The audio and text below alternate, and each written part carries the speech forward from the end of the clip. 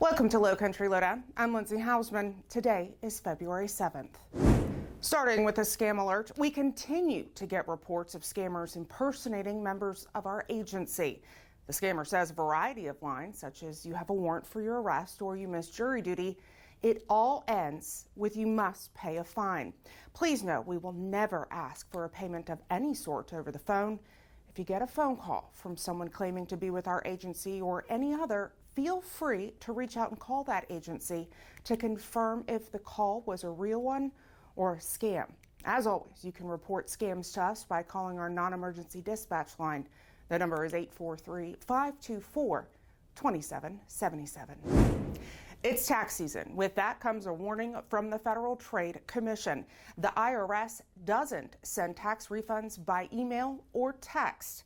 IRS impersonators are at it again. This time, scammers are sending messages about your, quote, tax refund or e-statement. It might look legit, but it's not. They tell you to click on a link to check on your tax refund e-statement or to fill out a form to get your refund. But if you click on that link, the scammer might steal your identity or even put malware on your phone or computer. The most important thing to know is the real IRS won't contact you by email, text message, or social media to get your personal or financial information. Only scammers will do that. The big game is this weekend. Whether you're cheering for the Kansas City Chiefs or the San Francisco 49ers, make sure your game plan includes designating a driver. When it comes to drinking and driving, we won't throw a yellow flag. It's more like the playbook. The average DUI costs about 10 grand. So play it safe and know your best defense is to plan for a sober ride. If you're out with friends, volunteer to be the DD. If someone tries to drive after drinking, tell them to ride the bench until you help them find a sober ride. Enjoy the big game on Sunday and do so safely. Remember, fans don't let fans drive drunk. 54-year-old Jeffrey Vibert remains in custody, facing charges of malicious injury to animals or personal property, resisting arrest with a deadly weapon, and assault and battery, second degree. Last Wednesday, shortly after 2 in the afternoon, our civil process unit tried to serve a legal writ of process, as well as an outstanding arrest warrant at a home in Sun City. When they got there, Vibert pepper sprayed one deputy and barricaded himself inside the home, armed with a hatchet.